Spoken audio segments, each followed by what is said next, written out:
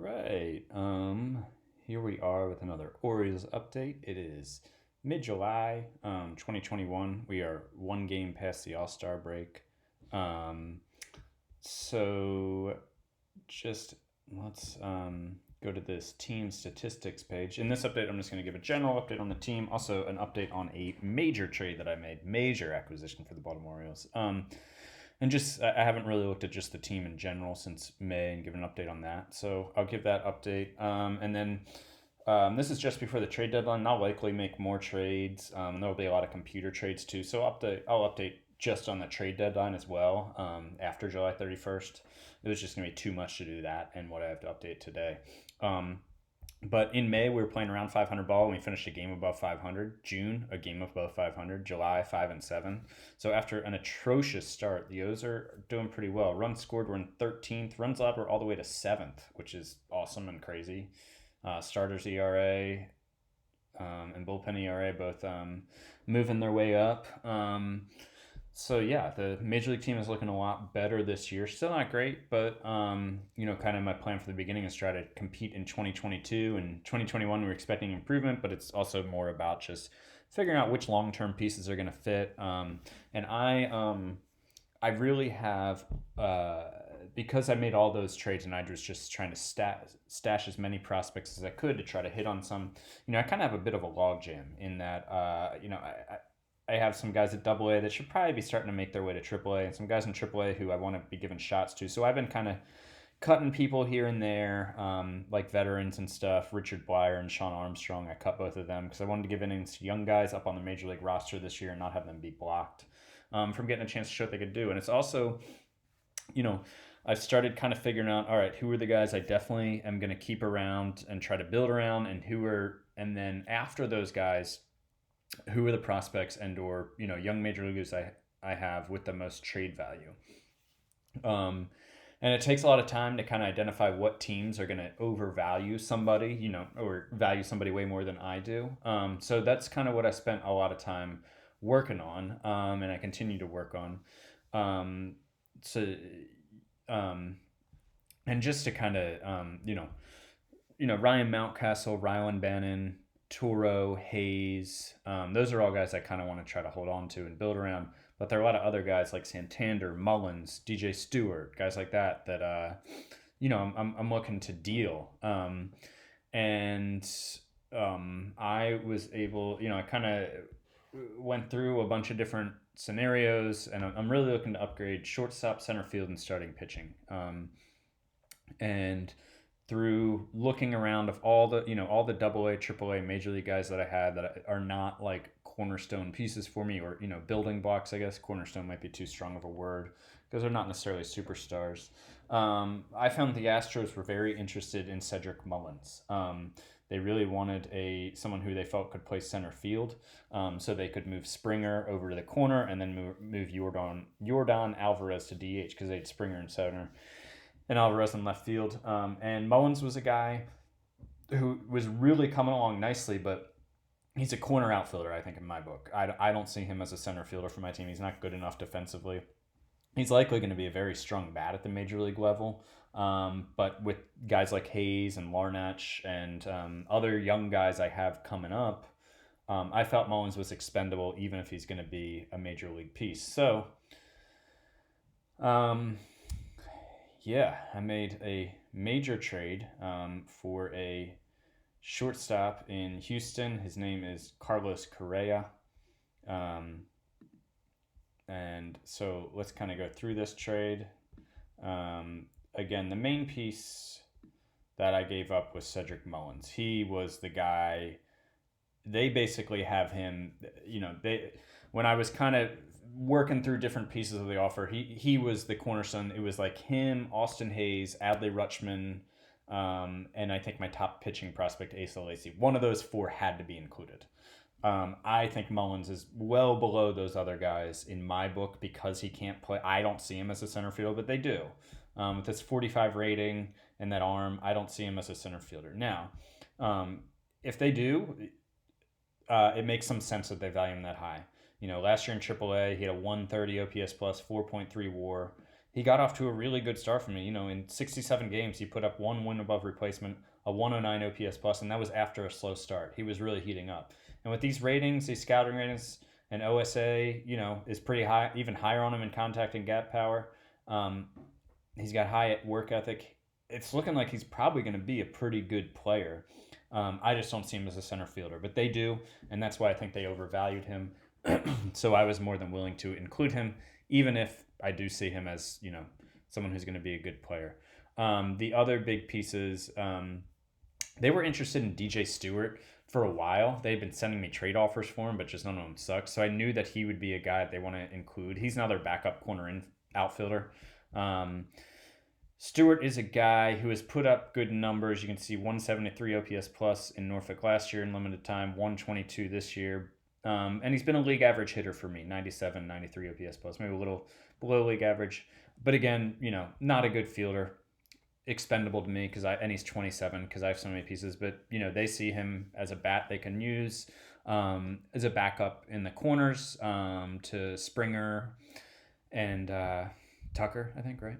And also to Yordan Alvarez at DH. And, I guess they were just looking to build depth. They were pretty interested in DJ Stewart, too. So then they also really wanted Nicholas Hamilton. This was a guy I signed as a minor league free agent when the game started in 2020. And as you can see, he's put up 2.4 WAR in 77 games in Frederick as a 23-year-old, a 106 OPS plus. So that is mostly glove. His glove he's a major league outfielder with his glove. Perhaps their scout is a bit higher on his bat. And that's why they really wanted him in the deal, valued him as high as some of my prospects that I value a lot more.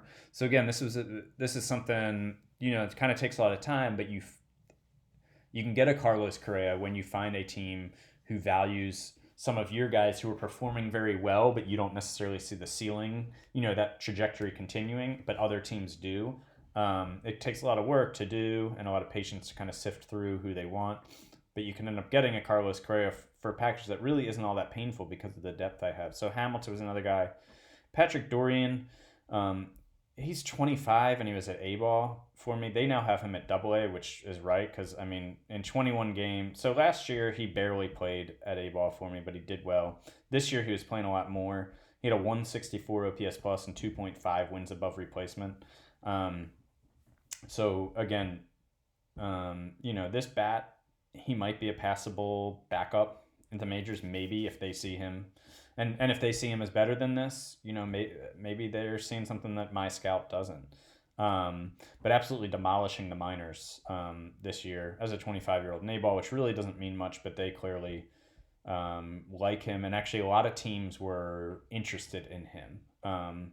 So I don't see it being remarkable being a 25-year-old in A-ball. Tearing it up, I don't see that, especially with his ratings. But some teams, scouts, apparently like him a lot more than I do. So they were willing to trade those 4 guys for Correa. So I started kind of looking around at their pitchers, and I found this guy, Brian Weisser, who is 137th prospect in the majors.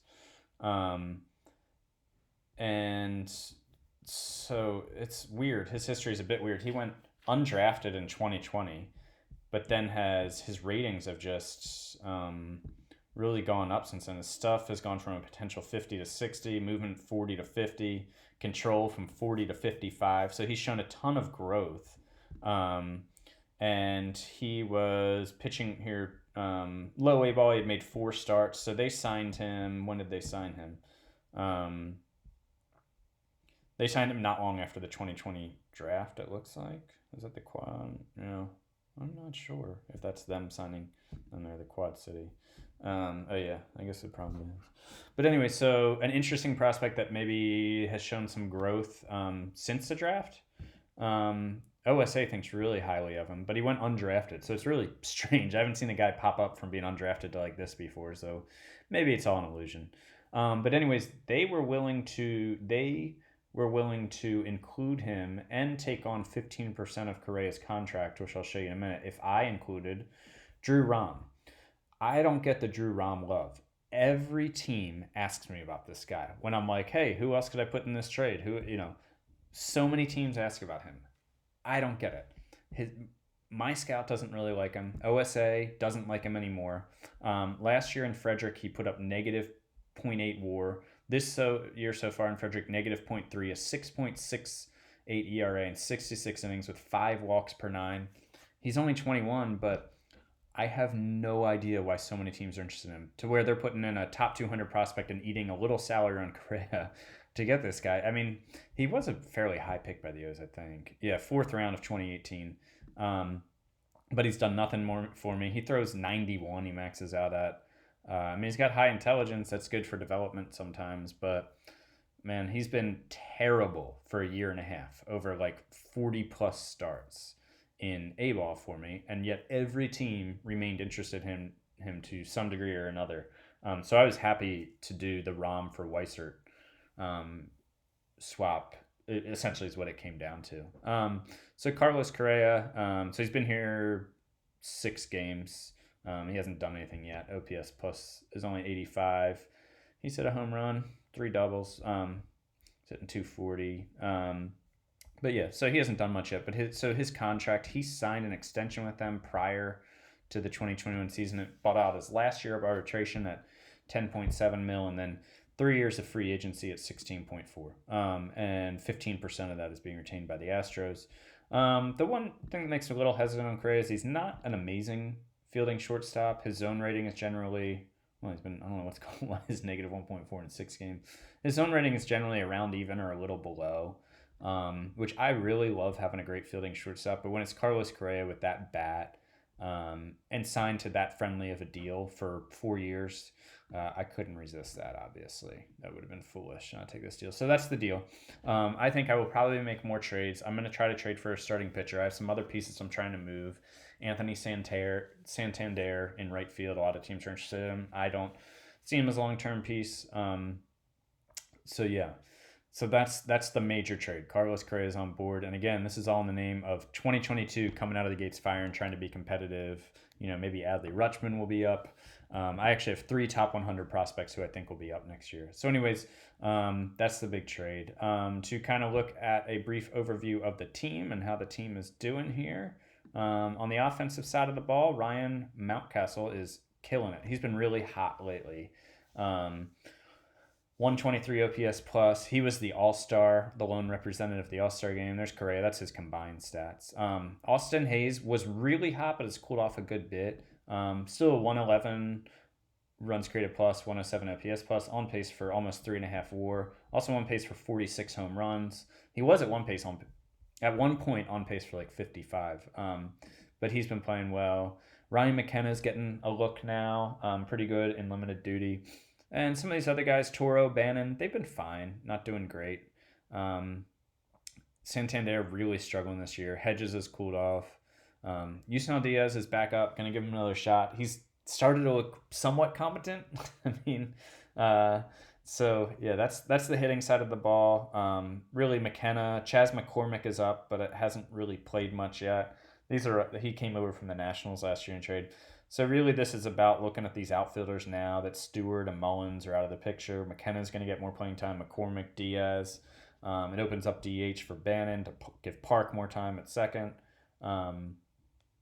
So yeah, and there are more guys who will kind of filter in. Same thing with the pitching side of the ball. Lots of guys filtering in and out. This is who's up right now. Michael Baumann, Luis Castillo has been really good in 15 starts for the O's. He's put up 3.8 ERA. He's striking out 11 guys per 9. He's put up almost a win in 15 starts, which isn't amazing. Two wins in 30 starts maybe. Would like to see that go up, but he's been much better lately. A little dogged by the long ball though.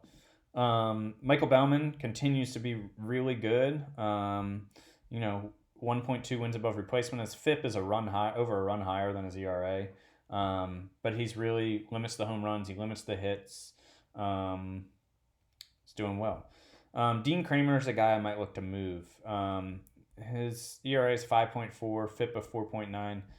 But he's probably maybe a back end rotation piece at best. He started 16 games last year, 15 games this year, and he's fine. But he's a guy I'll look to move because I have so many pieces. One guy that's really his numbers look good is Connor Sebold. 7 starts, .4 WAR. His ERA is 2.9, but his FIP is 5. So we'll see what happens there. Nobody's gonna outpitch their FIP by that much over time, but maybe he'll be one of those guys who does outpitch it by a bit because he doesn't strike many people out. But his walks are good, his hits aren't bad. We'll see what happens.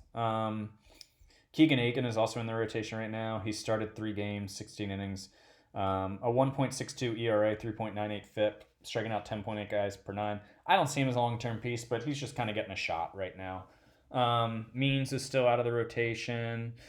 Zimmerman, Abbott, Falter, Pop, all these guys are guys getting an audition. Hammer's the closer, obviously, since I traded whoever in the Luis Castillo trade, Javi Guerra, right?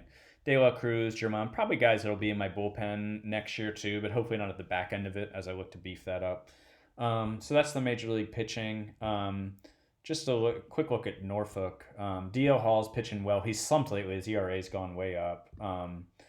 Let's see where his FIP is at. So 4.31 and 4.45. He was down in the mid-3s for a while. Then he got roughed up some. Colton Eastman has an ERA and a FIP in the mid-3s. So he came over from the Phillies last year in a trade. I'm going to get him into the Major League rotation at some point here and add him to the 40-man. Durbin Feltman looking like he's going to be a back-end rotation piece probably, striking out 11.5 guys per 9. He came over from the Red Sox last year.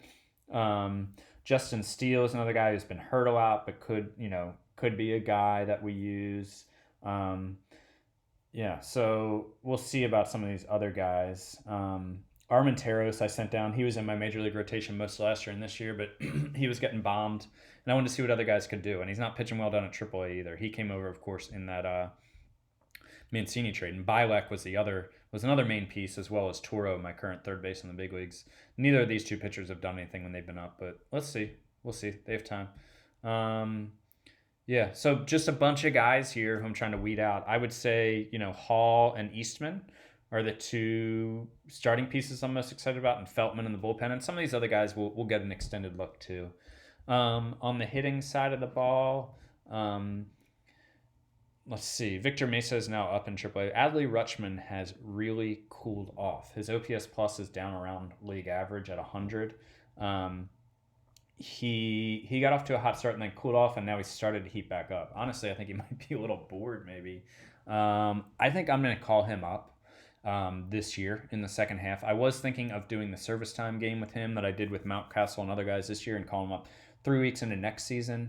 But honestly, now that I've got Correa on board, I've got Castillo on board, I'm going to try to trade for another pitcher. I'm going to try to come out of the gate competitive next year. So probably call him up second half of this year, and hopefully he'll get back on track. So he seems a little derailed. But I think he'll be fine. Not worried about him. Nick Maton is a top 100 prospect. Where is he right now rated? Why isn't his rating there? Maybe he fell out of the top 100 because he was 91. The midseason update, he must have fallen out of the top 100. But he's hitting the cover off the ball, 127 OPS plus. I'm working on his second base rating right now so he can be a good utility infielder. He's going to be a guy who will compete for a spot next year. Trevor Larnach, really would like him to get that right field rating up, but he's hitting well. And he's one of the main reasons I was comfortable trading Mullins, trading Santander, etc., because I think he's my everyday right fielder next year. 54th prospect in baseball. Kyle Isbell is a possible long-term center field solution. I don't love it, but he'll get a shot, and he was playing well at AA. Just called him up to AAA. That's the main stuff going on there. One interesting update is Grayson Rodriguez, as you remember, had that serious shoulder injury, or those 2 shoulder injuries last year, and no longer top 100 prospect. No longer really thought it was all that great. He's doing okay though. In 17 starts, he's walking too many people, but he's not giving up home runs. He's on pace to put up 1.5 WAR if you compare him to last year in A-ball, like not even close. Twice as many walks. Strikeouts down like 3 per 9. Looks like he might still be a major league pitcher, but not the ace that he looked like he was going to maybe be. Other than that, Adam Hall's having a great year, looking like he could be a piece moving forward. I moved him to third base to try to get that rating up, but he's been hitting the ball well after a down year last year. Um, so yeah, that's kind of the brief overview on the team. I guess I could go to player development, just make sure I'm not missing any prospects. Lacey obviously still out with that torn rotator cuff, but he might be back for the last week or two of the season, maybe.